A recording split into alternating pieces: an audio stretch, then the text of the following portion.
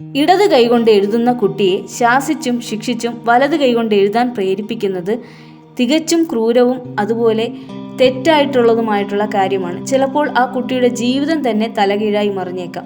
സംസാരത്തിനെയും അതുപോലെ പഠനത്തിനെയും മോശമായി തന്നെ ബാധിച്ചേക്കാം. ഒരു കുട്ടി ഇടത് കയ്യൻ അല്ലെങ്കിൽ വലത് കയ്യൻ ആകുന്നത് ഒരിക്കലും ഒരു ശീലത്തിൻ്റെ ഭാഗമല്ല. നേരെ മറിച്ച് അവരുടെ ബ്രെയിൻ ഡിസൈൻ ചെയ്തിരിക്കുന്നത് അങ്ങനെ ആയതുകൊണ്ടാണ്. ഗർഭാവസ്ഥയിൽ വെച്ച് തന്നെ ഈ ശീലങ്ങൾ അഡോപ്റ്റ് ചെയ്യുന്നതാണ്.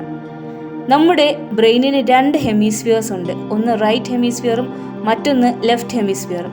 വലത് കൈയുടെ ചലനങ്ങളെല്ലാം കൺട്രോൾ ചെയ്യുന്നത് ലെഫ്റ്റ് മോട്ടോർ കോർട്ടെക്സും ഇടത് കൈയുടെ ചലനങ്ങളെല്ലാം കൺട്രോൾ ചെയ്യുന്നത് റൈറ്റ് മോട്ടോർ കോർട്ടെക്സുമാണ്. ഒരാൾ ഇടത് കൈകൊണ്ട് എഴുതുമ്പം എഴുത്തുമായി ബന്ധപ്പെട്ട എല്ലാ രേഖകളും സൂക്ഷിക്കുന്നത് വലത് ഹെമിസ്ഫിയറിലാണ് ബ്രെയിനിൻ്റെ. അതായത് പേന പിടിക്കുന്ന രീതി, എഴുതുമ്പോൾ അപ്ലൈ ചെയ്യുന്ന പ്രഷർ, കോർഡിനേഷൻ, റിതം ഇതെല്ലാം സൂക്ഷിച്ചിരിക്കുന്നത് വലത് ഹെമിസ്ഫിയറിലായിരിക്കും.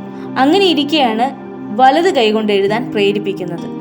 അപ്പോൾ സംഭവിക്കുന്ന എന്താണെന്ന് വെച്ച് കഴിഞ്ഞാൽ നമ്മുടെ ഇടത് ഹെമിസ്ഫിയറിന് ഈ പാറ്റേൺസ് ഒന്നും ഒരു പരിചയവും ഇല്ലാതിരിക്കുന്നു. അപ്പോഴവിടെ ഒരു കൺഫ്യൂഷൻ ഉണ്ടാകുന്നു. കൺഫ്യൂസ്ഡ് ബ്രെയിൻ സിഗ്നൽസിന് കാരണമാകുന്നു. അതുവഴി ബ്രെയിൻ കോർഡിനേഷൻ കുറയുന്നു. ഇങ്ങനെ സംഭവിക്കുമ്പോൾ കുട്ടികൾ പഠനത്തിലോട്ട് പിന്നോട്ടാവുകയും ചില കേസുകളിൽ കുട്ടികൾക്ക് വിക്ക് പോലുള്ള അവസ്ഥകളും ഉണ്ടാകാറുണ്ട്. കുട്ടികൾ അവരുടെ ഇഷ്ടത്തിന് എഴുതിക്കോട്ടെ, നമ്മൾ എന്തിനാണ് അതിനകത്ത് ഇടപെടുന്നത്? Have A good day. Thanks for watching.